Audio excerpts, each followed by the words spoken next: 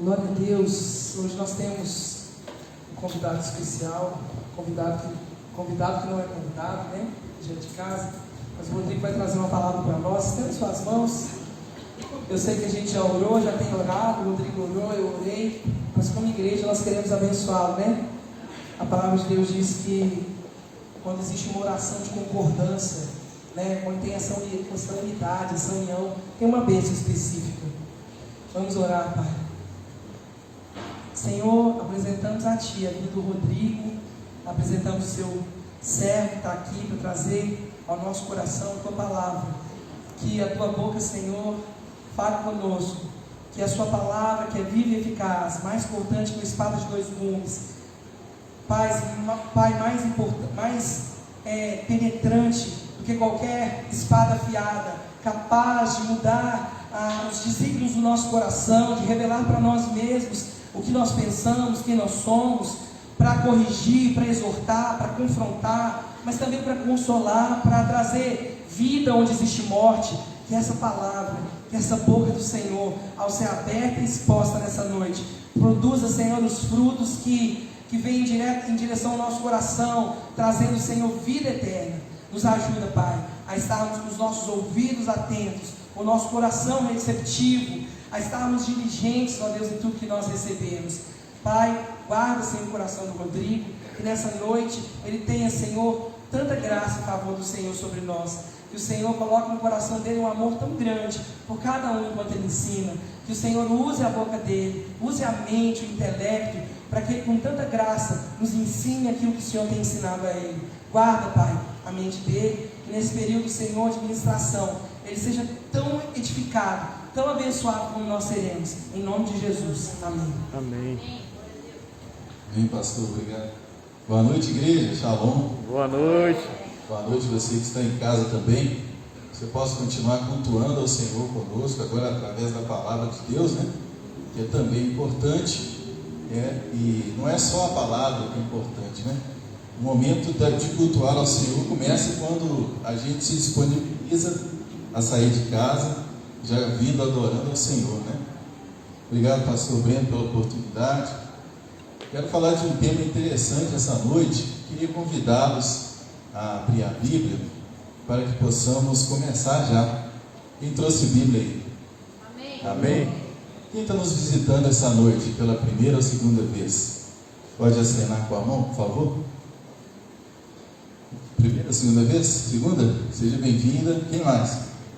Lá atrás também. Seja bem-vindo em nome de Jesus. Em nome de Jesus. Os diáconos vão entregar a vocês um cartão para preencher, para que possamos ter relacionamento com vocês. Amém? Glória a Deus. Romanos capítulo 8. Romanos capítulo 8, versículo 35. É de Deus a mensagem pela terceira música que cantamos, e que falava que o orgulho do homem o tirou do jardim, mas a humildade do Senhor colocou o próprio jardim em nós. Tem a ver com a mensagem de hoje. Antes de ler, eu queria fazer uma pergunta a você, que é a seguinte: o que pode nos separar do amor do Senhor? O que pode nos afastar do Senhor, do amor tão grande que Ele tem por nós? Será que alguma coisa nessa terra pode nos separar do amor do Senhor?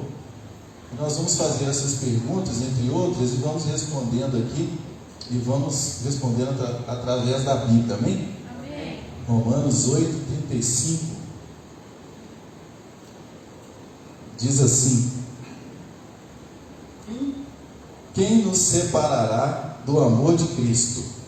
Será tribulação, ou angústia, ou perseguição, ou fome, ou nudez, ou perigo, ou espada? Como está escrito: por amor de ti somos entregues à morte o dia todo. Fomos considerados como ovelhas para o matadouro. Em todas estas coisas, porém, somos mais que vencedores por meio daquele que nos amou. Porque eu estou bem certo de que nem a morte, nem a vida, nem os anjos, nem os principados, nem as coisas presentes do porvir, nem os poderes, nem altura, nem profundidade, nem qualquer outra criatura poderá separar-nos do amor de Deus, que está em Cristo Jesus, nosso Senhor. Amém? Sem querer invalidar a oração que o pastor fez por mim, queria orar uma vez mais, se os irmãos me permitem. Queria que você curvasse a sua face, fechasse os olhos uma vez mais. Senhor, certos de que nada nos separa do teu amor, faz-nos entender essa noite que devemos seguir o teu padrão de conduta estabelecido pela tua palavra, que é o nosso modus vivendi, é o modo que temos que viver se acreditamos em ti, a tua palavra, que não nos desviemos para a direita nem para a esquerda, e que ainda hoje possamos refletir acerca de nossas ações, as nossas atitudes, para que consigamos fazer a diferença amanhã lá fora, no nosso trabalho, na nossa faculdade, na nossa família, no dia a dia.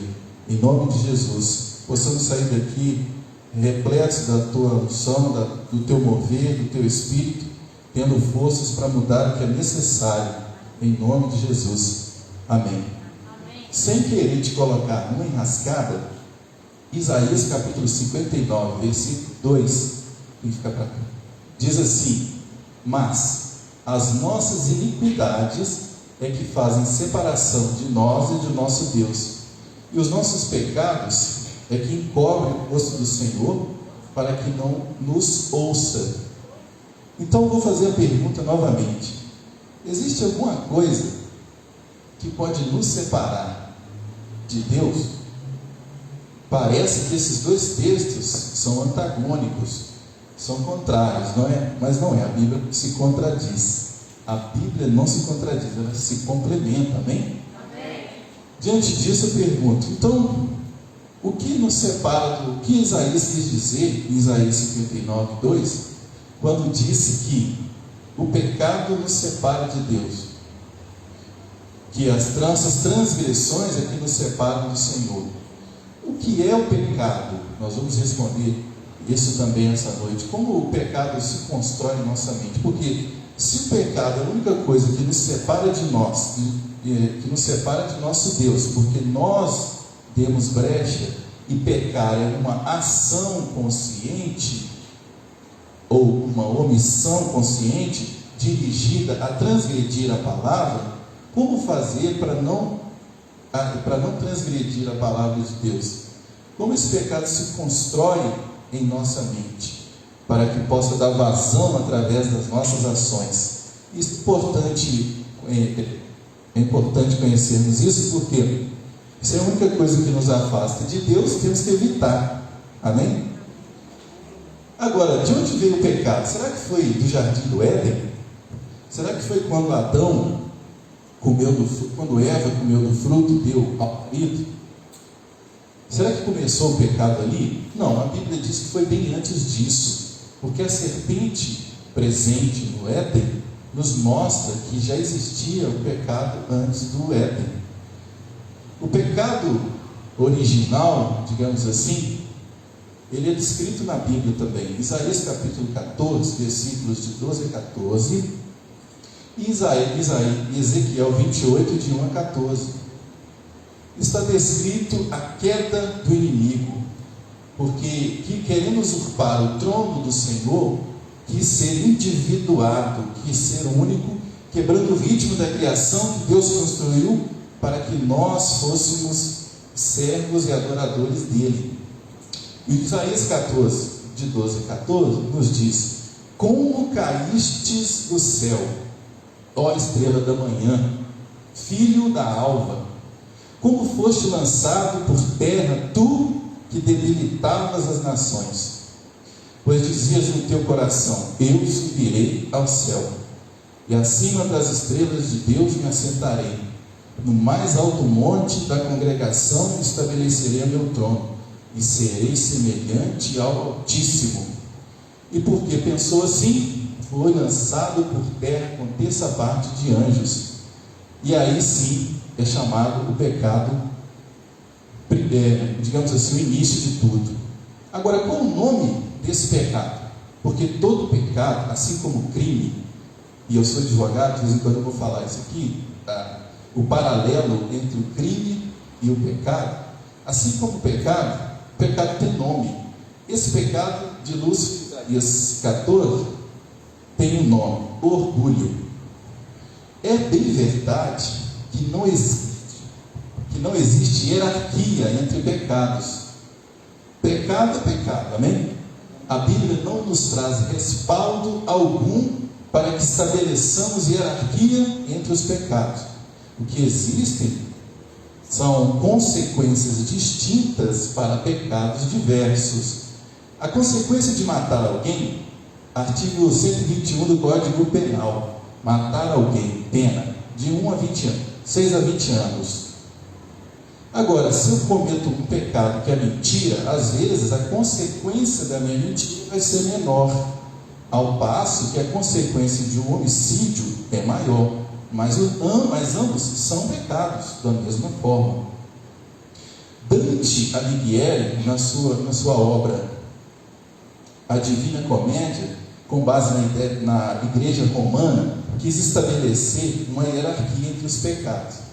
Segundo ele, o pecado mais grave era desobedecer o poder superior hierárquico. O pecado da luxúria sexual estava em último lugar. Existia uma hierarquia, e as pessoas deveriam se purgar, se limpar, para que pudessem sair ali daquele tal chamado purgatório, que não existe, para chegar ao nível de chegar ao reino dos céus. Mas a Bíblia não tem respaldo algum sobre hierarquia de pecado. Porém, o que podemos afirmar com certeza é que o vício original do pecado do orgulho, que nos tirou do jardim, como foi cantado, por isso que eu falei que tinha a ver, o pecado do orgulho, ele é como se fosse um start para os demais, porque não existia nenhum pecado. A Lúcifer se achar individuado, e Lúcifer significa anjo de luz, que era ungido. Em Ezequiel capítulo 28 diz que Lúcifer era querubim ungido. Quando ele andava, entoavam cânticos e pífaros soavam, debilitava as nações. Todo o poder de anjo que tinha, tirando o poder do Senhor, era delegado por meio de louvores a esse anjo. Só que ele quis se achar melhor do que Deus havia feito. Aliás, quis usurpar o trono de Deus. E Deus não aceita nenhuma concorrência em sua glória. Então, São Tomás de Aquino chega a dizer que o orgulho é o principal vício, porque dele deriva os demais. Comparar a nós mesmos, quando a gente se compara com a gente mesmo, a gente está sendo orgulhoso. Quando nos comparamos com os demais somos vaidosos. Quem disse isso foi Paul Valéry, filósofo. E é verdade. Sabe por que o orgulho é um pecado gravíssimo? Porque ele é de difícil detecção.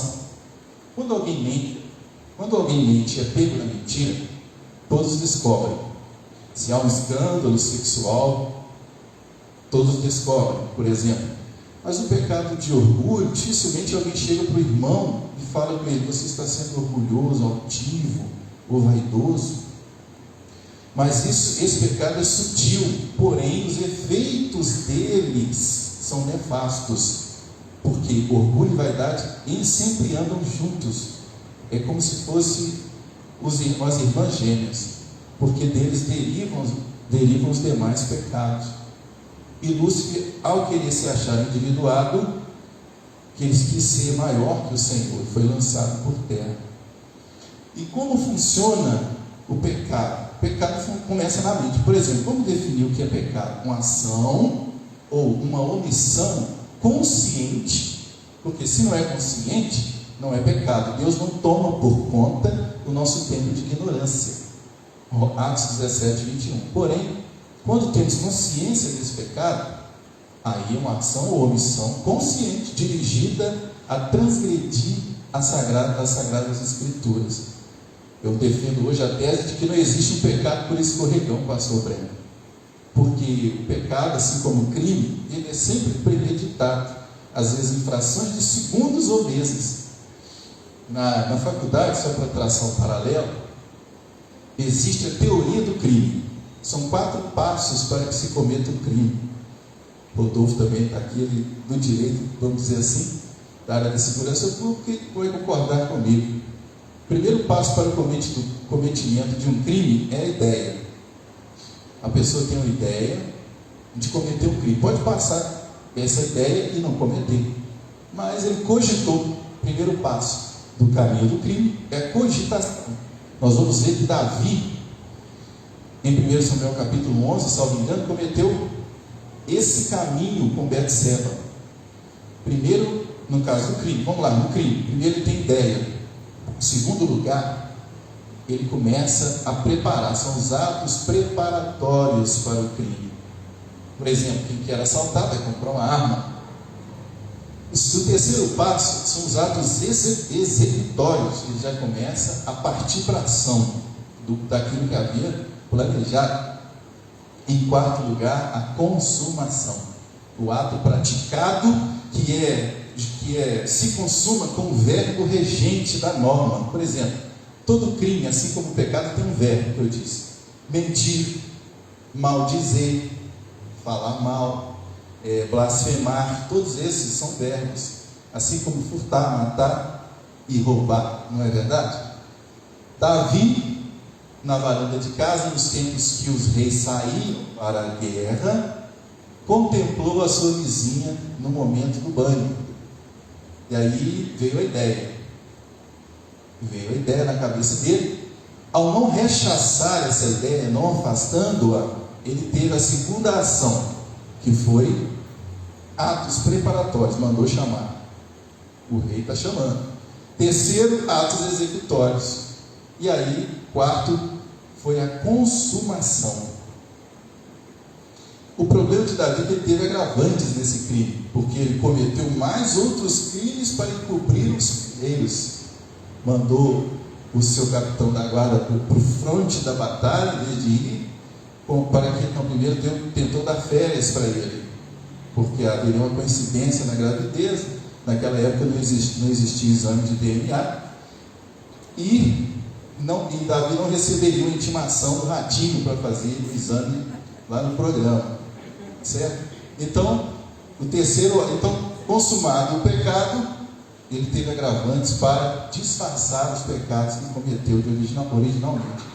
Agora, por que nós temos que estar de olho nisso? Porque o pecado do orgulho, ele é sutil, e ele às vezes nos pega de maneira que a gente pensa que não está, não confessa, não percebe, mas ele ocorre. Só que todo pecado tem uma consequência. O Romanos capítulo 3, versículo 23 diz que o salário do pecado é a morte, mas o dom gratuito de Deus é a vida eterna em Cristo Jesus. Então, quando nós identificamos o que Deus quer de nós, através da Bíblia, nós evitamos de cometer pecados. O que Deus quer de nós, afinal? Chama decol, ou decálogo. As leis de Moisés, mais de 630, foram resumidas em 10 por Moisés. Elas foram abolidas, sim ou não? O que vocês acham? Os 10 mandamentos foram abolidos com a vinda do Senhor? Não. Ele foi revogado ou derrogado, que é a revogação em parte. Os 10 mandamentos se dividem em 3 tipos de lei. A lei de Moisés, no geral, se divide em 3 partes: a lei cerimonial, a lei civil e a lei moral. Leis cerimoniais, leis morais e leis civis. As leis cerimoniais eram sacrifícios de animais, onde eles eram aspergidos para que se cobrisse o pecado de quem transgrediu. Para todo pecado perpetrado, todo pecado cometido, tinha que haver o sangue de alguém derramado para que houvesse não perdão do pecado, mas que ele pudesse ser encoberto. Porque naquela época, no Antigo Testamento, os pecados não eram retirados, eram encobertos. Existe uma diferença de verbo aí. Quando Jesus Cristo veio, ele disse: eis o Cordeiro de Deus que retira o pecado do mundo. Ao passo que na antiga aliança os pecados eram encobertos, porque não é um sacrifício perfeito. A lei diz, confirmado pelo livro de Hebreus. Primeira lei, então, cerimonial, sacrifício de animais e ritos solenes, leis civis, guarda do sábado, de mulheres impuras, afastadas, leprosas, etc. E as leis morais, senhores, não foram revogadas. Porque com matar continua sendo pecado, mentir, cobiçar continua sendo pecado, honrar pai e mãe, se não fizer, continua sendo pecado. E o primeiro mandamento, e o mais importante, que a igreja até a Idade Média suprimia, eu sou o Senhor, Êxodo capítulo 20, versículo 17, eu sou o Senhor que te tirei da terra do Egito, da casa da escravidão. Não terás outros deuses diante de mim. Não te curvarás, pois, a eles. Não fareis para ti obra de representação do que há na terra, no céu, nas águas embaixo da terra. Não te curvarás, pois, a elas, porque eu sou Deus zeloso. Tem traduções que diz ciumento, que visita a iniquidade dos pais nos filhos, netos, até a 4ª geração dos que me odeiam, e faço por bênção em 1000 gerações daqueles que me amam. E aí continuam os mandamentos. Deus não revogou os mandamentos morais. Em latim, isso significa modus vivendi. É o modo de viver para quem acredita no livro, na Bíblia Sagrada. Quem não acredita não segue o livro. Não dá, como vamos falar logo mais, da fé customizada. Não dá para alguém que se diz cristão, pastora Brenda, dizer que eu acredito só em parte do que está aqui. Isso aqui eu acredito, agora esse aqui já não concordo. Toda a palavra é divinamente inspirada. 2 Timóteo 3,16, apta para redarguir, ensinar e instruir em justiça. A palavra é viva e eficaz, mais cortante do que qualquer espada afiada de 2 fios. Hebreus 4,12. Agora, como fazer para lutar contra o pecado do orgulho e vaidade, entre tantos outros, tendo como fundamento de que o orgulho e a vaidade são aqueles que derivam os demais pecados, por isso é a fonte de todos os vícios. Por trás de cada virtude nossa, há uma exuberância que se aproxima do vício, e se nós não vigiamos, a gente tende assim, vai descer. O que eu quero dizer com isso? Por que Lúcifer caiu? Porque ele achou que o que ele tinha de talento pertencia a ele, não era. Nenhum de nós aqui, por mais habilidoso, talentoso, rico, magro, esperto que seja, pode dar glória a si ou se envaidecer, porque somos seres criados. Assim como Lúcifer, que era um ser criado por Deus, nunca deveria se envaidecer, porque no ser criado não pode ser maior que o seu Criador. E esse foi o erro. Então, muitos de nós somos levados a esse erro, porque nós corremos herança, infelizmente, de Adão. Gálatas capítulo 5, versículo 17 diz que a nossa carne sempre milita, sempre briga contra o Espírito, para que não façamos aquilo que queremos. E o que queremos? Cumprir o modus vivendi, que é a palavra de Deus. Mas 1 de João 3, versículo 18 diz que para isso se manifestou o Filho de Deus, para desfazer todas as obras do diabo. Amém? Amém. Então, como vencer esse danado de pecado? Porque o pecado, ele tem um problema. Quanto mais você convive com ele, mais você incomoda as pessoas que estão em volta. Nosso pastor Márcio Valadão dá um exemplo de alguém que de repente ao andar pisa no excremento de um cachorro. Quem já ouviu essa ilustração? O que acontece quando você está indo trabalhar, assobiando, sorrindo, feliz, e pisa no excremento de um cachorro? Quando você chega no local, o que você quer fazer rapidamente? A primeira coisa que você faz, querer se limpar o sapato. Por quê? Porque não só porque está te incomodando o cheiro, mas acomoda todo o seu ambiente de trabalho, a sua família. Daqui a pouquinho um vai notar um cheiro ruim. E o pecado é assim. Nós temos que não... o santo não é aquele que nunca se suja, mas é aquele que sempre está disposto a se limpar. Por isso nós devemos ficar livres dele quanto antes. Aquele que encobre as suas transgressões nunca prosperará, mas aquele que as confessa e deixar aqui abandonar, alcança a misericórdia. Em segundo lugar, como vencer o pecado do orgulho? Sendo o oposto do orgulho, que é humildade. A Ruth cantou a canção Meu Orgulho Me Tirou do Jardim, mas a humildade do Senhor colocou o jardim em nós. Sem saber, ela já estava antecipando a mensagem quando a equipe escolheu a canção, porque a humildade, se quer alguém que nos ensina sobre humildade, é o nosso Senhor Jesus. Principalmente, eu digo que a maior humilhação de Jesus nem foi morrer na cruz do Calvário, foi de pisar essa terra, de nascer aqui, de pisar nessa terra onde há pecado aos seres humanos, né? E para sofrer por nós. E aí, tendo a lição da humildade, nós conseguimos vencer o pecado do orgulho, porque ele quebra o orgulho. O problema é que nós queremos a cena, nós queremos estar no meio daquilo onde acontece. Nós preferimos às vezes sermos perseguidos na escola do que ser esquecidos. Prefiro que alguém puxe meu pé do que alguém que não saiba onde está o meu pé. Nós queremos fazer. Eu estava lendo a pandemia, os livros clássicos, eu recomendo só a leitura da Bíblia, amém? Mas às vezes a profissão nos leva a ler livros outros, senão a Bíblia.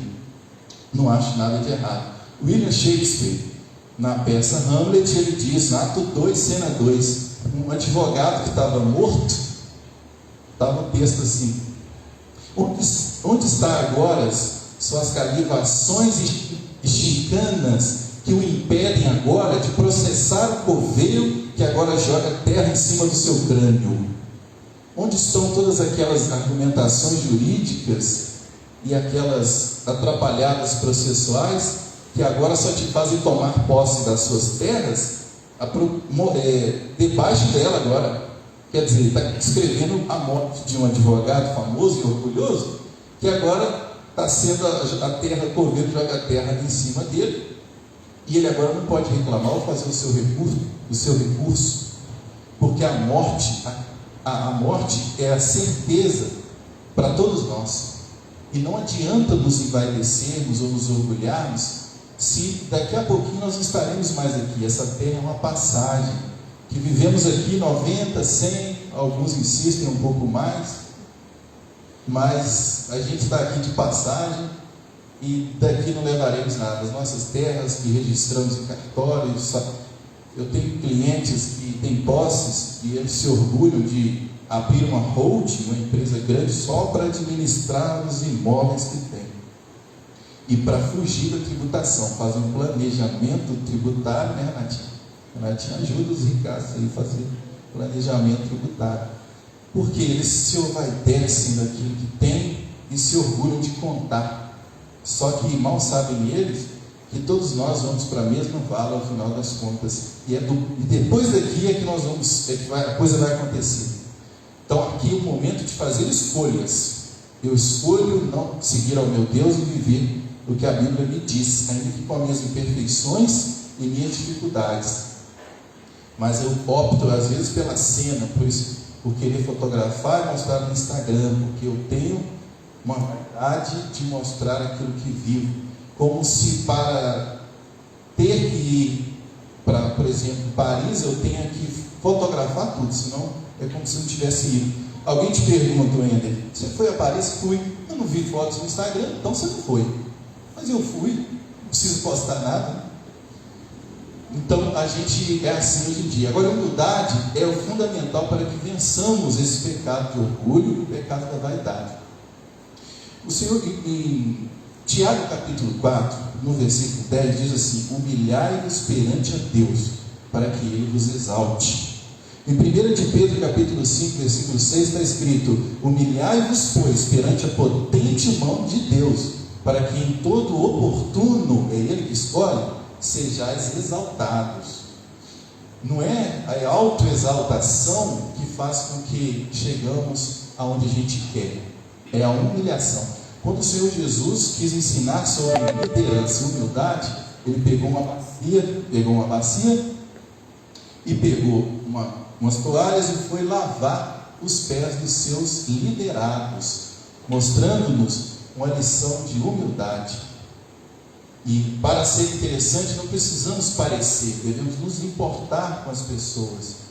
E aí sim, se for o caso do Senhor te usar para a glória dele, me usar para a glória dele na palavra, é para que o Evangelho seja pregado e Cristo seja mostrado, porque somos placas que indicam o caminho do Senhor e o caminho do Evangelho. E é por isso que esses textos são aparentemente divergentes, porque as nossas transgressões é que fazem separação de nós e nosso Deus. Porque ao viver no lamaçal do pecado, não estou falando do cristão genuíno como nós, mas daquele que ainda não recebeu a Jesus, que nem consciência tem do pecado. Todos sabemos nós que a humanidade é dividida em 3 grupos de pessoas, segundo Coríntios capítulo 2, aqueles que são homens naturais, os homens carnais e os espirituais. Os naturais, por sua vez, são aqueles que não optaram por Cristo, e então eles não têm a opção de não pecar. Pecar para eles é como se estivessem vivendo normal. Ao não receber o Espírito de Deus e não se abrir para o Evangelho, vive uma vida que acha que é sua, no seu próprio senso de justiça. Mas Isaías capítulo 64, versículo 9 diz que o nosso senso de justiça é como um trapo de imundícia, não vale de nada. O segundo grupo de pessoas são os espirituais, somos nós. Entendemos que o Senhor é o nosso Salvador, e Senhor não é só Salvador, Ele é nosso Salvador e Senhor. Por que não podemos ver a Cristo apenas como Salvador?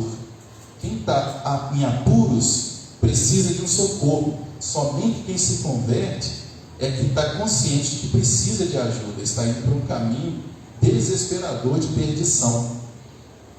E aí ele entende que Jesus é a salvação e aceita esse Salvador, mas também ele é Senhor, ele passa a ser dono, amo, proprietário.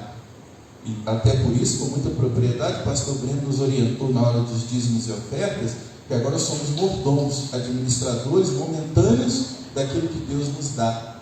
Por isso devolvemos 10% em forma de gratidão e usando 90% dele, que nos permite administrar, para amor da sua obra e para que vivamos uma vida regalada, confortável, abençoada aqui na terra.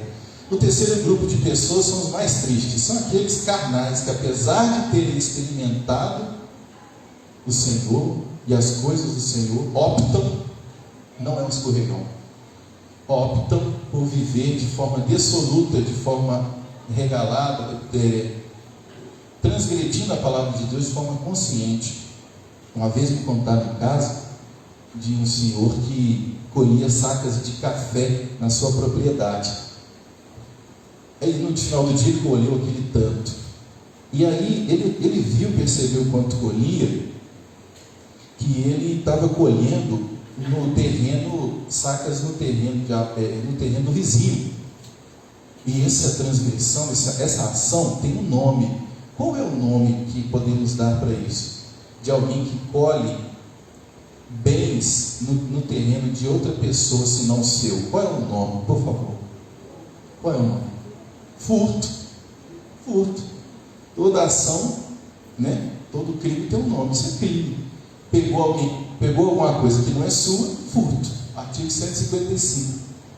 Subtrair para si ou para outrem coisa alheia, móvel, né?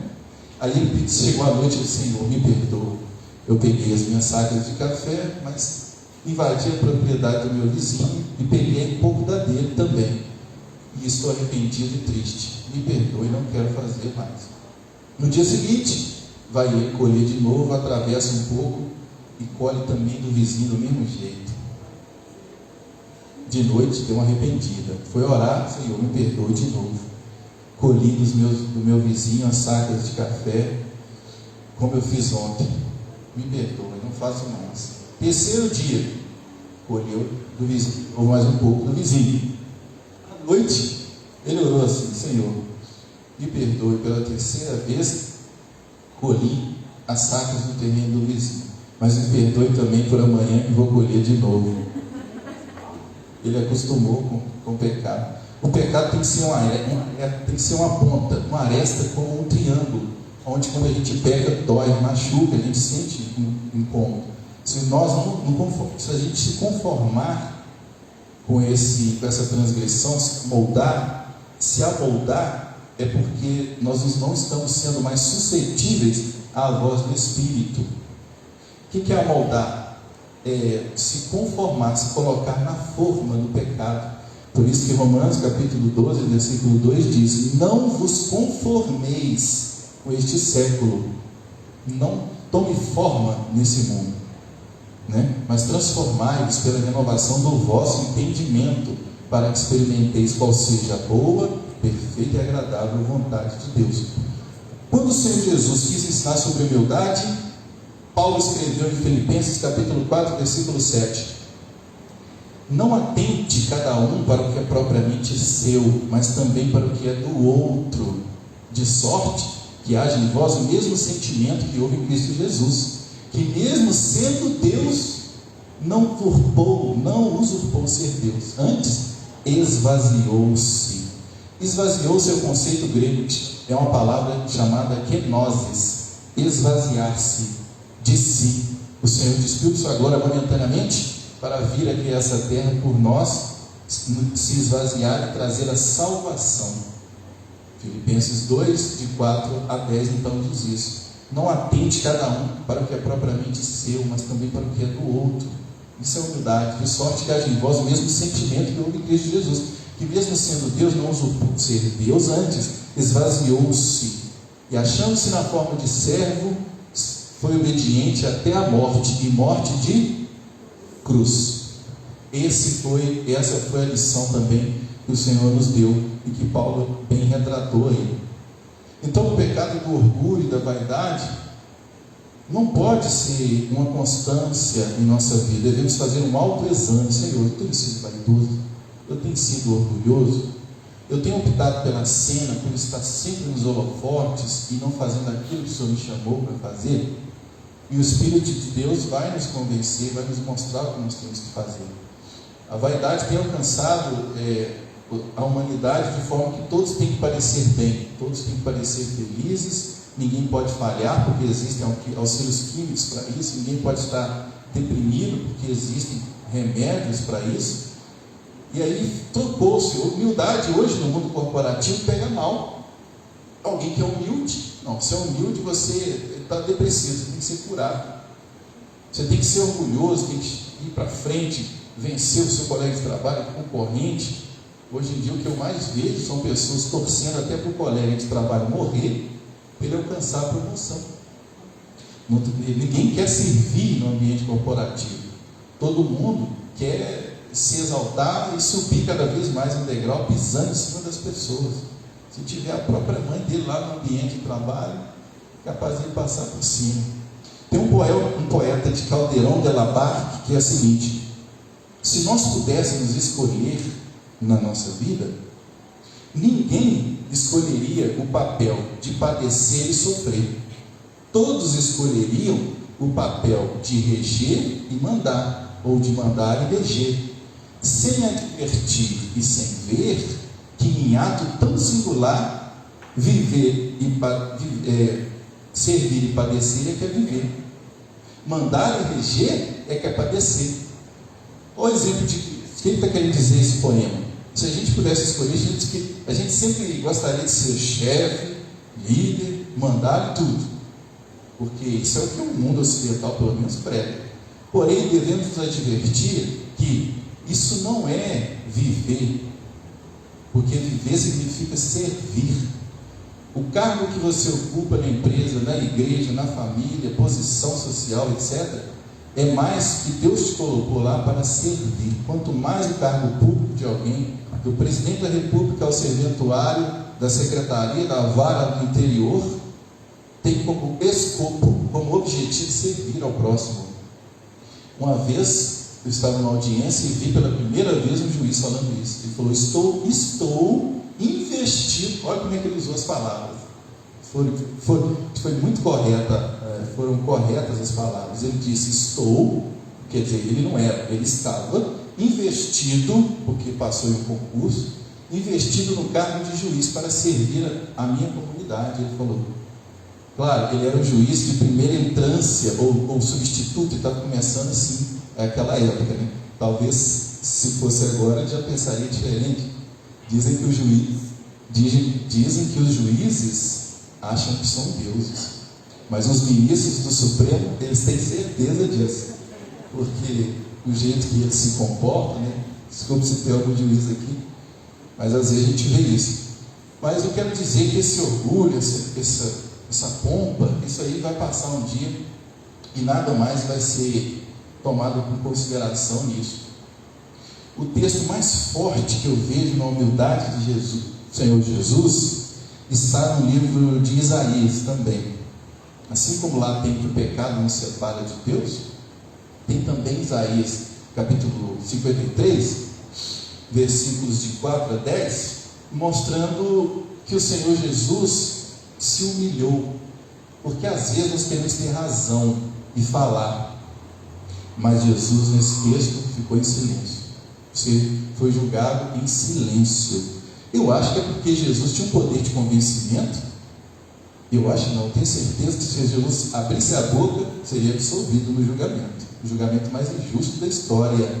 E Pilatos quis amenizar e disse assim: homem, fale alguma coisa, porque eu sou garantidor da lei. Aqui em Roma, eu vou parafraseando, eu acho que ele quis dizer assim: aqui em Roma, nosso direito é avançado, todos têm direito de falar, até o réu mais perigoso tem o direito de defesa. Jesus ficou em silêncio. O texto diz assim: verdadeiramente ele levou sobre si as nossas enfermidades e dores, levou sobre si, e nós o reputávamos por aflito, ferido de Deus e oprimido. Ou seja, o povo na época estava achando que estava sendo castigado. Ele foi ferido, diz assim, ele tomou sobre si as nossas dores e enfermidades sobre si, e nós o reputávamos por aflito, ferido de Deus e oprimido. Mas não, ele foi ferido por causa das nossas transgressões e moído por causa das nossas iniquidades. E o castigo que nos traz a paz hoje, o castigo que nos traz a paz estava sobre ele, e pelas suas pisaduras fomos sarados. Todos nós andávamos desgarrados como ovelhas, cada um se desviava pelo seu caminho, como o homem natural que eu falei. Cada um vivia como achava que devia. Mas o Senhor fez cair sobre ele a iniquidade de nós todos. Ele foi oprimido e afligido, mas não abriu a sua boca. Como um cordeiro foi levado, e como ovelha muda perante os seus tosqueadores, assim ele não abriu a sua boca. Humildade. Da opressão e do juízo foi tirado. Quem contará o tempo de sua vida ou a sua prosperidade? Porquanto foi cortado da terra dos viventes, e pela transgressão do seu próprio povo foi atingido. E puseram a sua sepultura com os ímpios e com o rico em sua morte. Ainda que não houvesse engano algum, e injustiça alguma saiu de sua boca. Todavia, ao Senhor agradou moê-lo, fazendo-o enfermar. Quando a sua alma se puser por expiração do pecado, verá a sua posteridade, prolongará os seus dias, e o bom prazer do Senhor prosperará na sua mão. É isso que diz. Porque o Senhor Jesus, quando cumpriu a sua obra, com total humildade e silêncio, não querendo defesa humana, ele se colocou na vontade, no centro da vontade de Deus. E aí ficam algumas personalidades, longe de serem humildes, que afligem o próprio corpo, para que possam se considerar mais jovens, tendo a ousadia de injetar no seu próprio corpo veneno de toxina botúlica de vaca. Desculpa, eu não quero, se alguém aqui tem botox, eu não quero ofender, você faz parte aí e tal, mas que é um veneno, pastor, sério? Então, é um veneno, porque é um negócio que não é absorvido pela pele, não é expulso, ele fica lá, do jeito que coloca, ele fica formadinho, não sei se é aquilo, se é aquilo, Um dia eu me perguntaram se eu tinha botox nos lábios, que eu sou um pouco bem surdo, dá para ver. Mas é um negócio que é um veneno de toxina botulínica. E tem uma mulher, todo dia de manhã, ela conversa com o papagaio. Ela tem tanta plástica que se ela sorrir, é capaz de, quando ela sorrir, a perna dela estica assim. De tanta, ela vai parecendo cada vez mais ambiental com o passar do tempo e fica à mercê da vaidade, que a gente sempre, nunca tem fim no processo. Na verdade, a gente nunca está satisfeito com a gente, sempre querendo algo mais. Naamã, pomposo rei de Israel, estava com lepra. Aí, imagina alguém com lepra, na época, uma enfermidade incurável, queria se curar. Chamando o capitão da guarda, ouviu falar que o profeta poderia orientá-lo. O profeta assim o fez. Quer ser curado, rei? Mergulhe 7 vezes na água do Rio Jordão. Estou resumindo aqui. Mergulhe 7 vezes na água do Rio Jordão. Que absurdo. Como é que eu, sendo rei, publicamente vou mergulhar no rio para ser curado? O capitão da guarda, sendo sábio, falou com ele: ô rei, você não estava disposto a fazer qualquer coisa para ser curado? O que é mergulhar no rio para ser curado? Ele falou: é verdade. Ele estava sendo sofrendo. Até uma canção do Naamã: quando o meu eu e o meu orgulho descer comigo e me curar. Quer dizer, uma coisa que ele estava precisando fazer, mas o orgulho impedia que fizesse.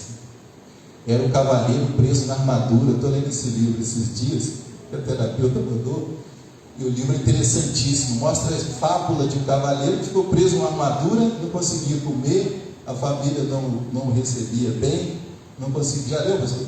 Não conseguia lidar com os familiares, porque ele, ao longo do tempo, foi criando uma armadura. Ele dormia com a armadura, fazia tudo que tinha que fazer com a armadura, comia com a... Oi? O nome do livro? O Cavaleiro Preso na Armadura. Esse é o nome. Tem PDF em audiolivro na internet. Muito legal, porque a gente vai vendo que ao longo da vida a gente vai criando umas cascas, umas armaduras. A gente não quer mais dar o braço para torcer, pedir perdão, coisas que são práticas do cristianismo. A gente não quer ceder, e cristianismo é exceção o tempo inteiro, é ceder todo o tempo para que Deus possa operar em nós, que o Espírito possa fluir na igreja, não só na igreja, no trabalho, na nossa faculdade, etc.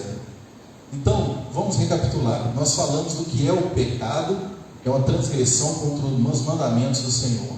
É uma transgressão consciente, por ação ou por omissão. Porque a omissão é importante mencionar, porque alguém que tem o dever de agir, ele não age. Se ele se omitiu, é como se ele estivesse transgredindo. A gente sabe, por exemplo, que o policial militar ou o bombeiro,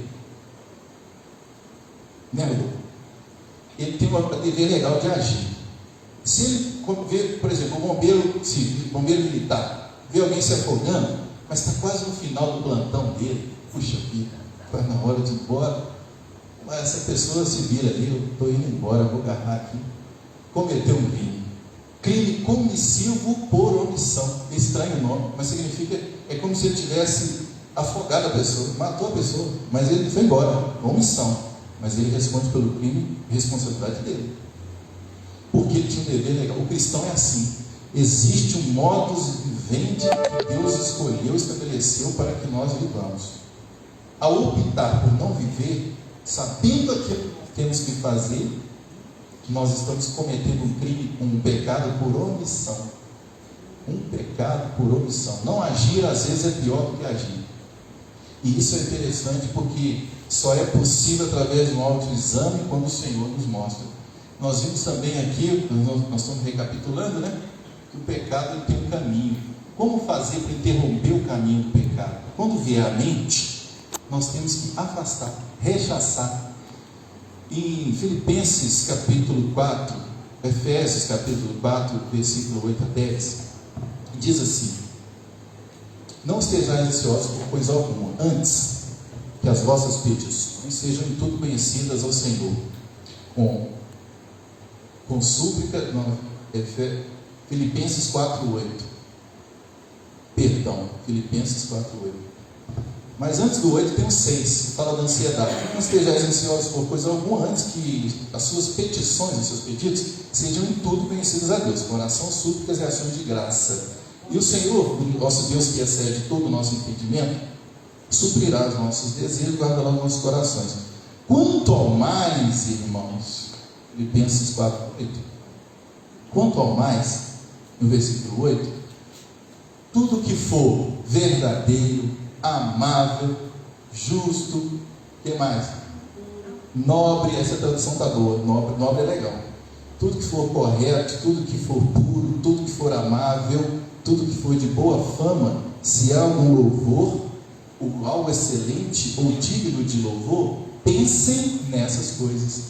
Quando o pecado vier à mente, na primeira fase, nós temos que afastar esse pensamento. A substituição de pensamento pelos neurocientistas está cada vez mais usual e mais fácil para nós, até cristãos. É possível facilmente substituir um pensamento ruim por um outro bom. E por que isso é importante? Porque substituir um pensamento é importante, porque quando a gente pensa, a gente sente e depois age. Tudo correspondente ao pensamento. Se eu penso coisa ruim, eu sinto coisas ruins e ajo de forma ruim. Se eu consigo substituir pensando em coisas boas, amáveis, puras, verdadeiras, honestas, boa fama, e que algum louvor ou virtude, essas coisas vão ocupar o meu pensamento. Eu não passo para a segunda fase do pecado, do caminho, do pecado, que é os atos preparatórios, e nem para a execução, e nem haverá consumação desse pecado. Essa é a fase de retirar. É bem verdade que a nossa batalha está mais na mente do que em tudo. Por isso que o Senhor Jesus diz: se o teu olho te faz pecar, arranque-o. Não é uma linguagem literal, é uma linguagem metafórica. Até porque, se fôssemos considerar sua literalidade, nenhum de nós aqui teríamos olhos. Jesus quis dizer: se a Netflix, se a TV a cabo, se o seu passeio no fim de semana te afasta de Deus, evite, afaste, retire, cancele a assinatura, não assista, não vide. Então, isso precisa dizer coisas que possam impedir que esse pecado nos domine. Quando Caim estava para matar Abel, o que o Senhor Deus falou com ele? O pecado já está à porta, mas cabe a você dominar. Ele tinha opção. Na teoria do crime, o Von List era um doutrinador criminal. Ele falava que quando a gente, no começo do crime, se arrepende, tem a opção de mudar de atitude para não fazer aquilo que é ruim, é estendido, no imaginário dele, é estendido uma ponte de ouro para a gente. Uma ponte de ouro para a gente passar, para não transgredir para o caminho da vingança e nem para o caminho do pecado, digamos assim. Nós temos a opção de não transgredir depois que tem um pensamento. E é esse que o versículo Filipenses 4:8 nos dá essa chance de pensar em coisas boas, coisas do céu do alto. Porque se nós dermos vazão ao pensamento, começa uma engrenagem que vai só tomando força, porque um abismo chama outro, segundo o livro de Jó, e aí nós transgredimos contra a lei do Senhor. E o pecado do orgulho é esse. Foi ressignificado tanto no século XIX por Freud, Sigmund Freud, com a analogia, não com a mitologia clássica de Narciso, a vaidade. Quem já ouviu falar? Minha tia doutora, ela tem um livro escrito Rasuras no Espelho de Narciso. A fábula de Narciso nos diz que ele tinha, isso não existe, tá pessoal, é só uma mitologia. Ele não poderia olhar sua imagem refletida no lago ou no espelho, porque ao olhar ele se apaixonaria por si próprio. E aí ele olhou, e no diálogo com uma outra personagem da mitologia, chamado Ecos, que falava com ele e ouvia só a própria voz, daí o nome Eco. E aí ela não ouvia mais, não conseguia conversar mais com Narciso, porque ele ficava só olhando para si, a sua imagem refletida no espelho. A Idade Média, estimulada pela Igreja Católica, dizia que existe um demônio atrás de cada espelho. Isso significa que o orgulho e a vaidade enaltecidas no século que estamos, porque é como se alguém, ao nos elogiar, nós afastássemos o elogio. Escute isso. É como se afastássemos elogio com a falsa modéstia, mas no fundo a gente estivesse querendo, fale mais, fale mais. Isso é orgulho, isso é vaidade, sabe? Coisas que eu só tenho ou você tem, porque Deus nos deu, e não temos, portanto, o direito de nos orgulhar disso. Mas o orgulho não parece coisa boa hoje? Um pai fala assim: estou orgulhoso do meu filho. Tem uma conotação boa aí, alguns dizem. Mas hoje é como se houvesse uma ressignificação de pecados. Pecados que eram virtudes passaram a ser pecados. As virtudes, como humildade, passou a ser ruim. Humildade não pega bem, como eu disse, no mundo corporativo. Mas o orgulho de si, chegar no ambiente de trabalho, ser orgulhoso de si, se enaltecendo, falando de si, parece virtude hoje, não deveria ser. Alguém que na entrevista de emprego não consegue falar um defeito que tem. Ele é treinado para entrevista e para falar coisas boas, que falam defeitos, mas parecem coisas boas. Por exemplo, sou perfeccionista. Dizem que é um defeito. Dizem que é uma qualidade, não é um defeito. Só que soa como qualidade. Na entrevista de emprego ninguém vai falar que tem defeito. Ele quer se enaltecer, se envaidecer. Mas no dia a dia, 62% das pessoas que saem de uma empresa por demissão, são demitidas, elas entram por qualificações de currículo, mas são mandadas embora por má conduta. Porque ele passou uma entrevista por um jogo de palavras e um comportamento legal. Ele soube um questionário, mas depois percebeu-se que tem defeitos. Todos nós temos defeitos.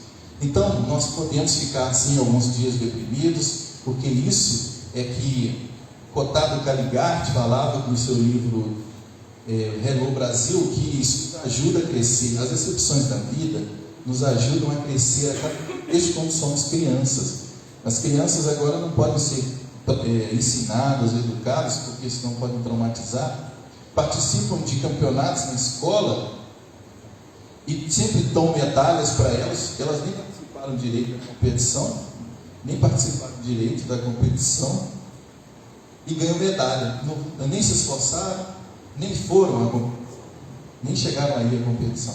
Mas para não decepcionar ninguém, todo mundo ganha medalha, porque a criança não pode ficar triste mais. Como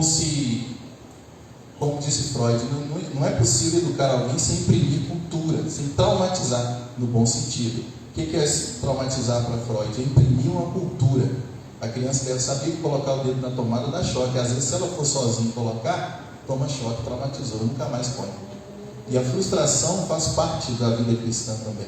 Ninguém tem que estar feliz o tempo inteiro ou querer se mostrar feliz o tempo inteiro. Quando acontece isso, ela também é uma coisa que pode desconfiar que essa pessoa está sendo orgulhosa ou não procurar ajuda. Sabe, irmãos, na minha adolescência não foi fácil, nem na minha infância. Eu tive problema com timidez. Para falar em público, então, imagina só. E hoje eu presto consultoria até disso. Em 2008, eu fiquei um tempo ensinando um rapaz como vencer a timidez. Quando eu falo com os irmãos, eu aplico aqui algumas técnicas para que vocês não percebam quão tímido eu sou. Eu fiquei fora da escola 6 anos, até 15, 16 anos eu não havia tido ainda namorada, porque eu não conversava, ficava muito calado. E para arrumar emprego eu não conseguia, porque na entrevista eu não falava. Imagina, alguém que quer fazer uma entrevista de emprego, mas não sabia, não falava, né? Ficava calado. E bullying, eu acho que o bullying me ajudou um pouco, eu sou a favor do bullying. Os meus irmãos me zoavam tanto que eu vi que tinha algo de errado mesmo, que às vezes ajuda. E eu percebo que... O que eu estava falando da infância? A timidez, né? Do trauma, exatamente. E isso que me ajudou, eu falei, puxa, eu tenho que procurar a me desenvolver, porque quando o Evangelho entrou em mim, eu tinha uma responsabilidade que era pregar o Evangelho. E a intrepidez do Espírito Santo que nos faz pregar o Evangelho é que nos faz sair do conformismo, é aquela zona de conforto para aprender algo novo e poder passar para frente. Então, o que eu quero dizer é que as nossas dificuldades não podem nos impedir de avançar, e ainda mais se for pecado, tem que ser afastado rapidamente para que o Senhor possa nos usar.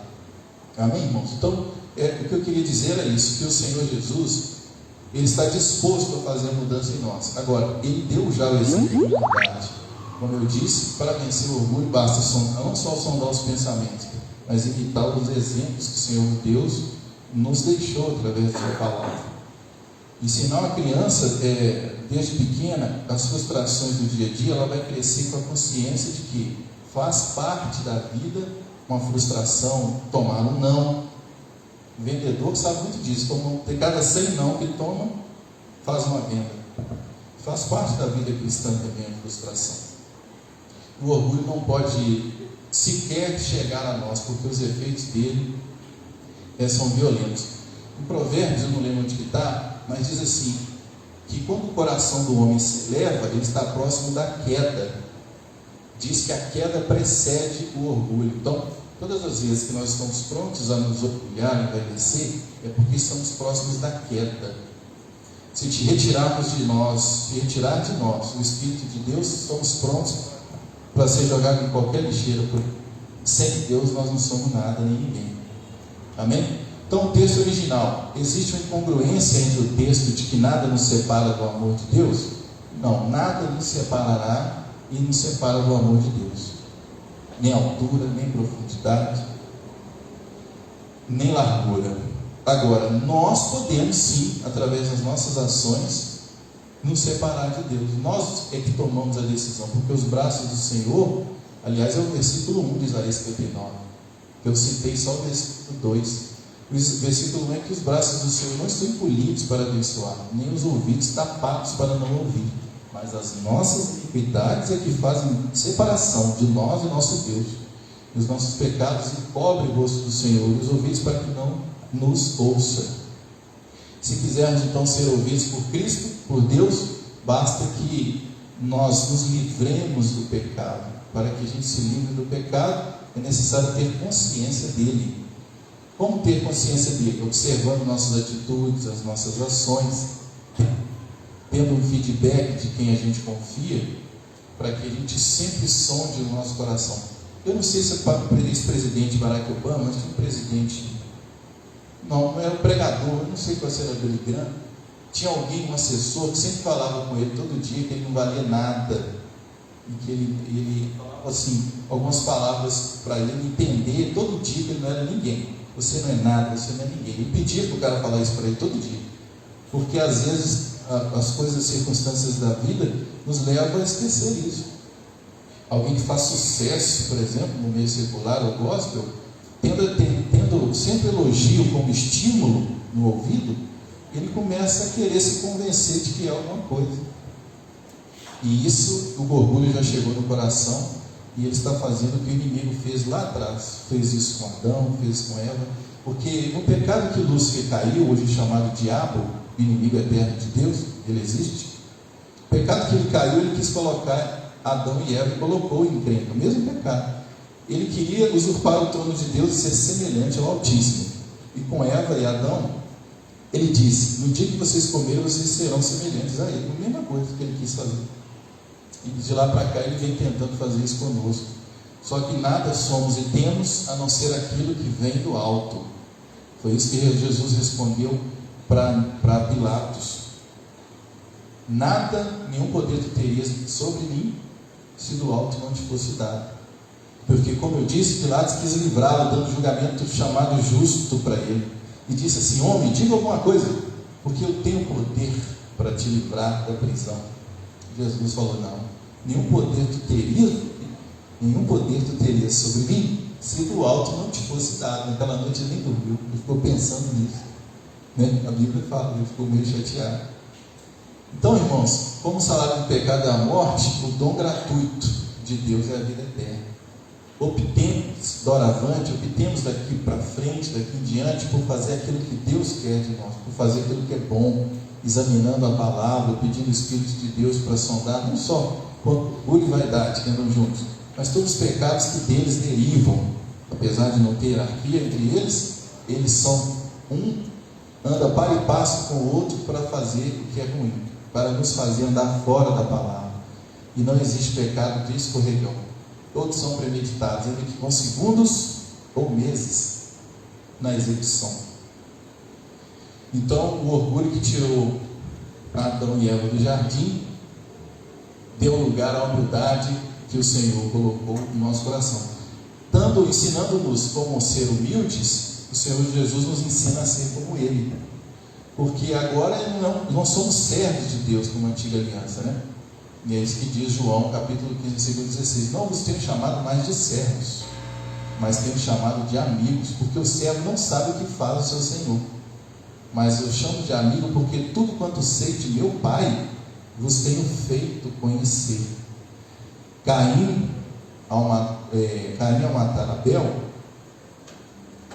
poderia ter se arrependido antes de fazer isso, não partir para o caminho da vingança. Confúcio chega a dizer que quem parte para o caminho da vingança tem que cavar duas covas, porque ele morre junto ao se vingar. E a gente, quando entrega a justiça na mão do Senhor, quando a gente é humilde e faz até de uma injustiça que nos comete no trabalho, na família, o Senhor nos exalta através da vingança dele, se for o caso, ou resolvendo a maneira dele. Não cabe a nós julgar, não cabe a nós fazer a parte que é de Deus. E essa mensagem que eu vim trazer essa noite, no sentido de nos estimular ao autoexame, porque o autoexame, e através da palavra de Deus, é que nós podemos entender e podemos ter consciência daquilo que nós estamos fazendo. Nossos pastores aqui da igreja também, nossos líderes de célula, numa conversa franca, pode nos orientar acerca disso, se precisarmos. Mas para quem quer sair de uma situação, está consciente do pecado, deve procurar ajuda. Por isso que a igreja é em célula, a gente conversa em célula. Como é que foi a semana? Não foi bem ou foi boa?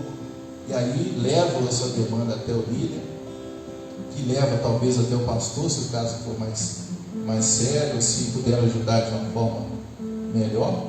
Mas todos nós devemos ter alguém para ajudar. Nessa vida sozinho, a gente vai padecer ali, e não é possível. A igreja foi feita para que andemos juntos, o corpo é assim. E essa canção que a Ruth vai ministrar nos fala muito disso aí, sobre que nós devemos, mesmo estando na queda, ou mesmo caído, Deus, o Senhor, nos ama. Não podemos esquecer que Ele nos ama, e Ele é o maior interessado no nosso levante, na nossa sondagem, se esses pecados ou algum outro porventura vier a tocar no nosso coração. Vamos, curva sua cabeça, pode ficar de pé, por favor. Vamos cantar juntos essa canção, em nome de Jesus.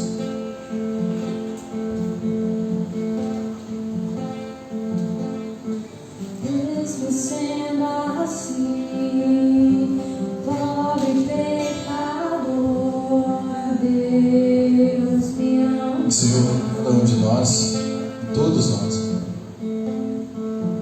Obrigado, Senhor. Mesmo sendo falho, mesmo sem merecer, Deus me ama.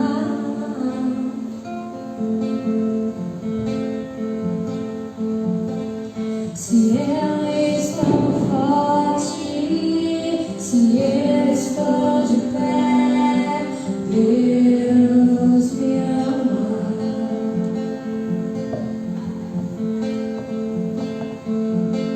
Se eu estou fraco, se eu estou caído, Ele não deixa de me amar.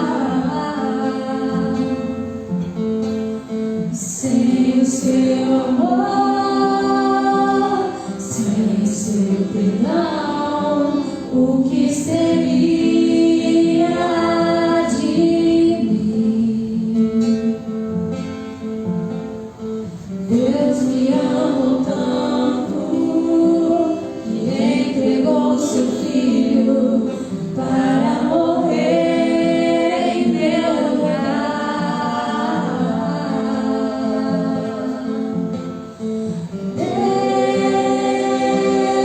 Deus me ama.